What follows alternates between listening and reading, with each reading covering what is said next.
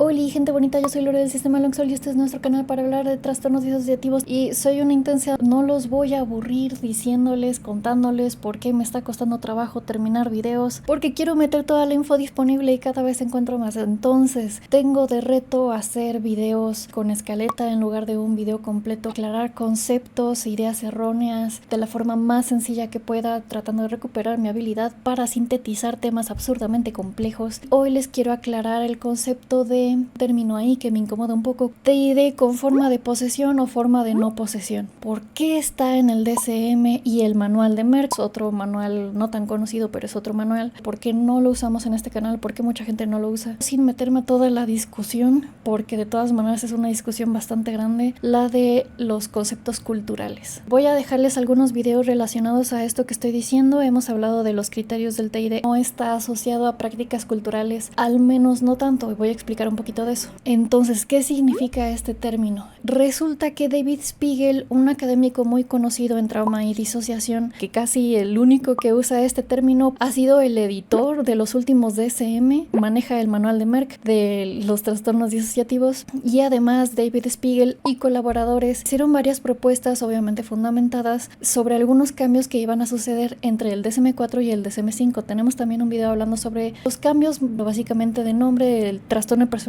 múltiple a trastorno de identidad disociativo. Entre varios ajustes, no son ajustes muy grandes, pero si ustedes se dieron cuenta o se han dado cuenta, en la clasificación internacional de enfermedades, tanto en la 10 como en la 11, todavía existe el trastorno de trance y de trance por posesión. Existían también en el DSM-4. Lo que decidieron hacer algunos colaboradores, sobre todo David Spiegel, pues basado en lo que nosotros estamos viendo, todo el trastorno de trance y posesión es sí o sí TID. Tiene todos los criterios del TID. Para no hablar términos muy abstractos, porque yo siento que este término es confuso, yo siento que no aclaró las dudas que pensaba aclarar. Me gusta graficar cositos. Muchas personas han tratado durante mucho tiempo de explicar qué son estas sensaciones de algo está haciendo mi cuerpo y yo no lo estoy haciendo. Yo no quiero hacer esto, pero mi cuerpo lo está haciendo. Digamos que la no voluntariedad o la sensación de falta de agencia de conductas, pensamientos, sensaciones, por mucho tiempo se ha pensado que son posesiones. Hay muchas creencias culturales sobre posesiones, especialmente en el medievo. Entre más atrás de la historia, cualquier cosa que se les ocurriera pudiera ser una posesión demoníaca. En dolor de estómago era algo que tenía que ver con el demonio. Vi una gráfica similar y se me ocurrió, no va de esto la gráfica, pero se me ocurrió que es una buena forma de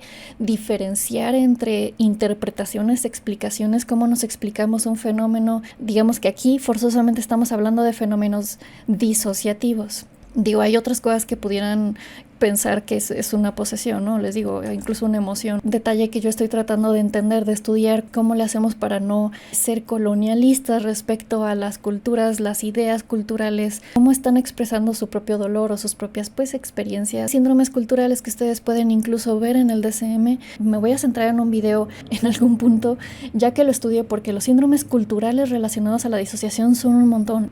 El susto tiene que ver con Latinoamérica. También está otro que ya se los he comentado, que es el ataque de nervios, básicamente un ataque de pánico. Pero de eso no va este video. Estoy haciéndoles un video hablándoles un poquito más de esto, de cómo la histeria, en lugar de una expresión de algo intangible, o de que la persona que sufre esto es víctima de algo intangible como un demonio, en realidad para la histeria es víctima de su propia imaginación. Sin embargo, en la interpretación de la disociación, del concepto de disociación, es lo que nosotros manejamos en este canal y es de lo que voy a hablar ahorita, que es víctima de un suceso real. También por eso para nosotros es muy importante usar este paradigma. Ya yéndonos a qué se refiere eso con posesión y no posesión, les hice esta gráfica de más o menos lo que yo entiendo. La gran mayoría de culturas asiáticas, de culturas de Oriente, tienden más a creer en posesiones, por lo tanto, escondido por ahí TID hay mucho. Repito, no todas las posesiones o creencias de posesiones son TID, pero hay sobre todo unas muy específicas, que es el trastorno de trance y posesión, que equivale a un TID. Esto lo dicen en un paper que les voy a dejar por aquí y les voy a dejar también en la descripción.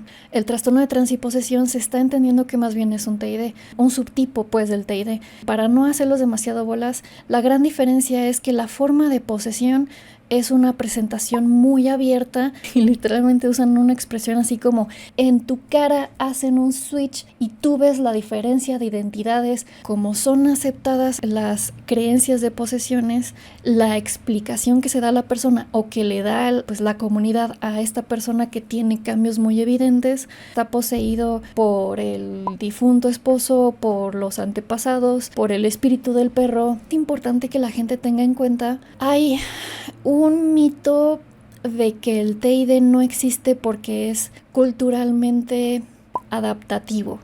Es un doble estándar, es un, ¿cómo se llama? Doble moral, que no percibe que en realidad pues no existe ningún trastorno ni ninguna identidad que no esté adaptada a la cultura en la que creció. Un ejemplo de esto es en la esquizofrenia. Si vives en Estados Unidos, o por ejemplo es más en el Tourette, tus tics van a estar, si vives en Estados Unidos, van a tener que ver con el FBI, con cosas que tú conozcas. Si vives en otro lado, tus creencias, tus delirios van a tener esa forma. El idioma que hablas es como lo más evidente, ¿no? Es lo más evidente de que está, por supuesto, que sujeto a la cultura.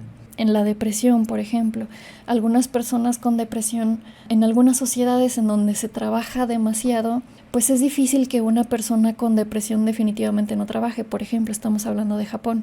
Las personas pueden vivir con depresión y no dejar de trabajar. O, por ejemplo, en algunos lugares se frecuentan mucho más los hospitales psiquiátricos o se frecuentan más a los chamanes. Tienen manifestaciones ligeramente distintas, adaptadas a la cultura.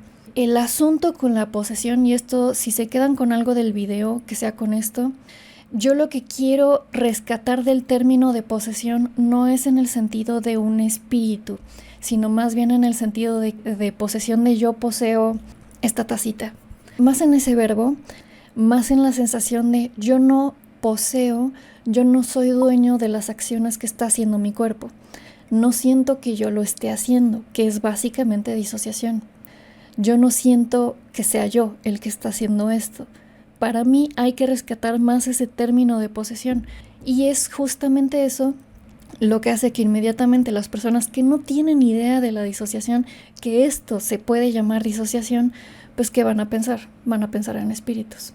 Porque es una creencia cultural. Es mucho más fácil pensar en espíritus o en creencias culturales en vidas pasadas, por ejemplo, que saber que eso se llama disociación. Sobre todo si lo enlazas con pues experiencias que quieres negar.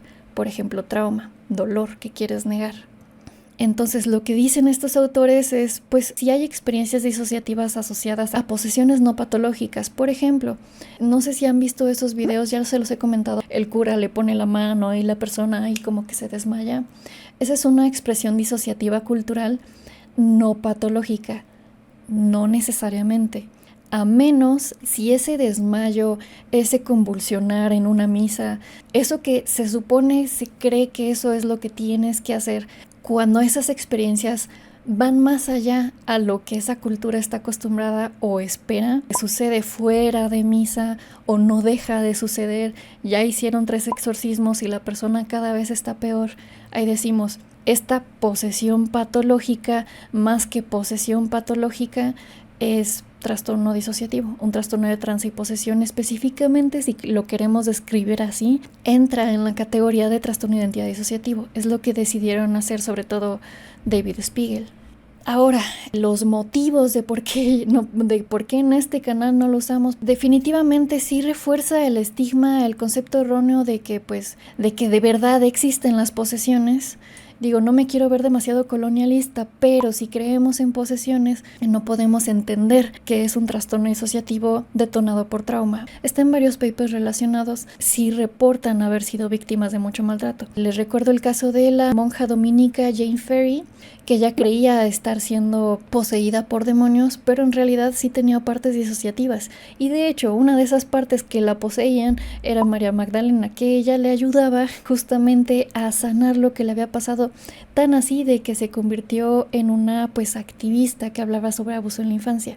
No ayuda a usar el término posesión si queremos hablar de algo que no es posesión precisamente. No logra aclarar el punto que quiere aclarar.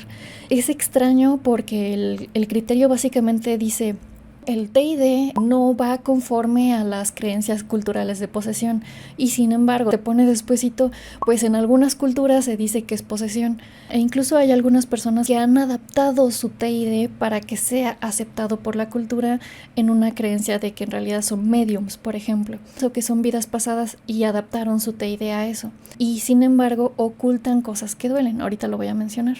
Entonces no funciona usar el término posesión o no posesión para aclarar ese punto. Además de que el término posesión no abarca la amplia gama de creencias culturales. Va más allá del término de posesión. También el uso de posesión y no posesión es muy limitado, la verdad es que no lo van a escuchar tanto como otros tipos. Hay varios subtipos de TID que se han propuesto, este es uno, pero no es tan usado. David Spiegel es de los pocos en usarlo. De hecho, lo que yo he visto es que las personas que no entienden el TID, que es lo primero que ven, pues dicen, pues el TID hay en forma de posesión o no posesión. Pero muchas veces ni siquiera entienden ese concepto. Este es uno de los motivos por los que estoy haciendo este video. Es una diferencia entre culturas de si la persona cree o no en posesiones y si se adapta a esa cultura. Hay mejores descripciones y categorizaciones de subtipos de TID, al menos otras que me gustan más, que abarcan mucho más experiencias que esta creencia de posesión o no posesión. Uno que se me hace bastante importante es que una vez que se sabe que es TID, sabes que no es posesión, pues el término de posesión deja de usarse. ¿Para qué usas el término de posesión si resulta no serlo? Si resulta que la explicación de TID es mejor. Es como medio absurdo. Les he dicho antes de que es como llamar a la parálisis del sueño, si es que ya lo conocen, es como si le llamáramos el síndrome del muerto que se te sube. O sea, no es como que haya un muerto que se te suba, esa es la expresión popular, podríamos decirle de que usualmente las personas con parálisis de sueño en México se les suele decir se te subió el muerto, pero no es que se te suba un muerto, un trastorno del sueño en el que no te puedes mover, pero estás consciente. No se me hace correcto usar el término que se supone que es inexacto para describirlo, simplemente porque se usa culturalmente. Chequen nuestro video de TID parcial para ejemplos de clasificaciones de subtipos del TID. Uno que a mí me gusta mucho, este es de Paul Dell, no lo puse aquí, Paul Dell, la gráfica es mía, abre mucho más la explicación del TID más allá de posesión y de hecho es un poco similar en cuanto a que hay un TID evidente y un TID encubierto. Hay gente con TID, la gran mayoría de gente, esto lo dice Cluft, esto no lo dice Paul Dell, de hecho Paul Dell referencia a Cluft.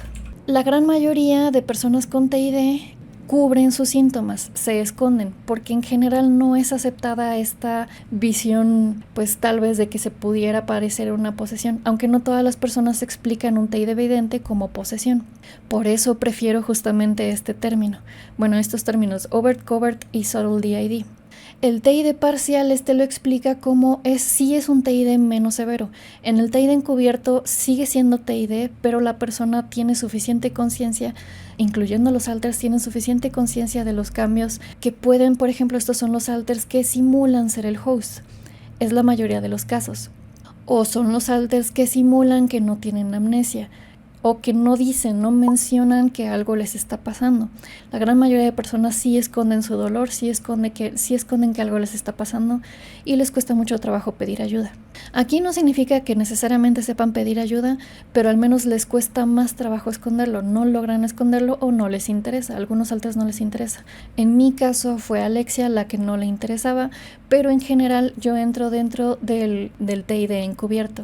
Entonces Paul Dell dice que muchos TID, la gran mayoría de TID e incluso los OTD1A, chequen nuestro video de TID parcial donde explico un poco de esto, podrían entrar justamente muchos OTD1A terminan siendo diagnosticados con TID. El subtle DID, el TID parcial son algunos OTD1A y muchos OTD1B. Habría que ver que tanto los OTD 2, 3, 4 también entrarían en un TID parcial. Eso todavía se está investigando muy lentamente porque la gran mayoría de gente se enfoca en que le llaman justamente, Cluft le dice el TID del libro, porque es el más evidente, es el más fácil de ver y el que causa más fascinación. Esa es la explicación que podemos dar. No es una categorización de los tipos del TID que se use mucho. No mucha gente lo dice. No mucha gente dice, yo tengo un TID en forma no posesión. Simplemente tengo un TID que no se nota, un cover DID. Hemos visto más gente diciendo justamente eso, un TID encubierto, o en el TID parcial, si ustedes se van a la clasificación internacional de enfermedades 11, el TID parcial, que de hecho también se parece mucho a la descripción de la forma de no posesión del TID, se refieren a que principalmente es una identidad que está la gran mayoría del tiempo al frente, y si existe un switch lo hace de forma menos evidente. O puede ser que no deje por completo el frente, que sostenga tantito el control para poder ponerle freno a la identidad que está enfrente, así de por favor no digas a nadie que estás aquí, por favor que nadie nos vea, que nadie vea que algo me está pasando, voy a fingir que todo bien, simplemente voy a ir al baño, voy a llorar un rato, voy a decir que me duele la cabeza, que es lo que la gran mayoría de la gente hace. El término posesión y no posesión intenta englobar a las culturas no occidentales que tienen una concepción mucho más amigable con el concepto de los espíritus, porque en Occidente la concepción de posesiones, digamos que en Occidente existen más demonios, ¿no? Pero demonios en forma de chales. Si dices que es un demonio, te vamos a exorcizar y te va a doler y no va a ser nada bonito. Son experiencias muy feas. Si alguien está poseído por un demonio, es un paria, básicamente. Nadie lo quiere. Es algo muy negativo. Mientras que en otras poblaciones, en otras culturas orientales, hay experiencias de posesión que incluso se ven benéficas o son neutrales. Entonces la persona puede no tener tanto problema en demostrar que está sintiendo que está poseído, es decir, de que no tiene agencia respecto a lo que está haciendo. Por lo tanto, puede ser en Oriente un poco más evidente y más aceptada la percepción de posesión. Sin embargo, como es más aceptado, entonces no se considera que tenga un problema, que tenga un trastorno, a menos que sea demasiado evidente que se está saliendo de. De todas maneras, en algunas culturas, por ejemplo, en Medio Oriente, estamos hablando de Oriente, también implica Medio Oriente, pues tampoco es como que haya mucho acceso a salud. También hay estudios, por supuesto, de eso, también en India. Entonces la verdad, la cantidad de culturas y el cómo lo expresan es muy diversa. Lo hablaremos en otro video. Espero haberme explicado y cuéntenme si a ustedes les gusta el término, si lo entendieron. Yo creo que mucha gente no lo entendió al inicio. Yo siento que no es nada claro respecto a la intención, respecto a qué se refiere. Y además de que en realidad yo siento que puede haber personas, por ejemplo en mi caso, en el que haya un alter que le vale madres, que la consideren diferente como Alexia. El resto de alters sí se encubren, dicen yo no quiero que nadie sepa que hubo un cambio, como que una persona tenga, ¿es uno o es otro? Hay personas con TID que tienen un alter que le vale madres ser evidente, y algunos alters que prefieren que nadie note nada extraño. Espero haberme explicado. Estoy dándole mucho a Wikipedia ahorita y haciendo un montón de cosas. Estoy trabajando justamente en un video relacionado a la teoría de la seducción, pero por mi intensidad me saturé mucho y por eso salté de temas hasta este tema. Entonces, espero sí terminar este video. Sigo de todas maneras por ahí. Gracias Patreons por apoyarnos y miembros del canal y suscriptores de Twitch. Síganos en redes sociales en donde estamos haciendo muchas cosas y besitos plurales. ¡Mua! Besito.